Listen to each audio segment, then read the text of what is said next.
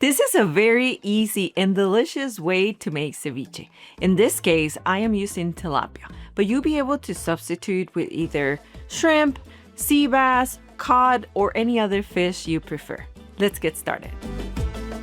Notice that tilapia has one side that's thinner than the other, so we're going to cut everything into pieces that are about the same size. Separate both parts, the thin and the thicker one, and start by cutting the thin part first. Cut them into long strips, then into cubes and set them aside. When we're cooking something with heat, I always recommend cutting the ingredients into the same size so they cook evenly and you don't end up with some that are overcooked and others undercooked. In this case, we're not going to cook the tilapia, but keeping everything about the same size will make this ceviche much more pleasant to eat. Add a fish to a bowl where we'll mix everything together and set it aside. Now let's cut the thicker part of the tilapia. Slice the fillet into half to make it thinner, so the pieces resemble the ones from the other section. Then repeat the same process. Cut into long strips and then into cubes. Next, we move on to the onion. I'm using red onion here, but you can also use sweet or yellow onion. Cut the onion in half, remove the skin, and make long cuts first. Then cut diagonally to dice it into small cubes. If you prefer smaller pieces, you can mince it until you reach the texture you like.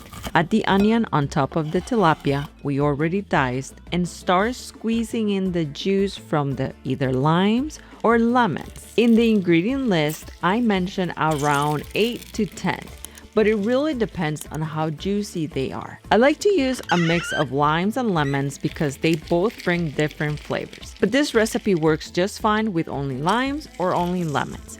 At this point, you can see how, after mixing the onion and the tilapia, the lime juice completely covers both ingredients, and that's as much as you need. The next step is completely optional, but I personally don't like adding tomato seeds to my ceviche.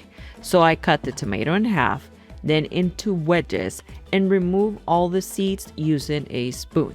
I usually place the seeds in a separate bowl. You can toss them or save them to make tomato sauce later. We will just keep the flesh for the tomato. And then we're gonna cut it into strips and then into cubes, about the same size of the tilapia, and set those aside. The next ingredient is also optional, which is pickled tomatoes, and you'll be able to find the recipe here on the channel. Add some to the tomato. And now we move to the culantro, but in the United States it's also known as cilantro. Place it in the cutting board, cut it in half, and then chop it into smaller pieces. I just love the sound cilantro makes when you're cutting it. Add it to the bowl with the tomato and jalapeno, give it a quick mix, and bring back the ceviche. You will notice the tilapia has turned white.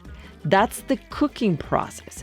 When tilapia is marinated with lime juice, it cooks through a process called denaturation, where the acid causes the protein of the fish to change, turning it opaque and firm without heat. Now add the mixture of tomato, cilantro or culantro, and jalapeno to the ceviche. We're going to add also the black pepper. Then just 2 tablespoons of sugar. Don't worry, this ceviche won't taste sweet. The sugar simply helps balance all the acidity from the lime and gives us a very pleasant flavor. Add the salt and start mixing everything together. It is super important to refrigerate this for at least 20 minutes so the lime juice can finish cooking the tilapia before serving. You will actually notice the difference between how it looked before and after refrigeration. The tomato and onion will have released some liquid, making this ceviche a little bit more caldoso. This is the moment to taste your ceviche and adjust the flavors. Add more salt, black pepper, jalapenos, a little bit more of sugar to balance the acidity in this delicious dish. When it comes to serving, it's very common to serve ceviche in small cups. People don't always eat it with avocado, but I love to decorate it with avocado slices. It gives such a beautiful color. It's also traditionally served with tortilla chips or regular crackers.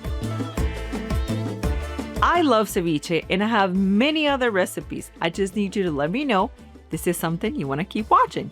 So let me know in the comments. And if this is your first time, welcome. Don't forget to subscribe.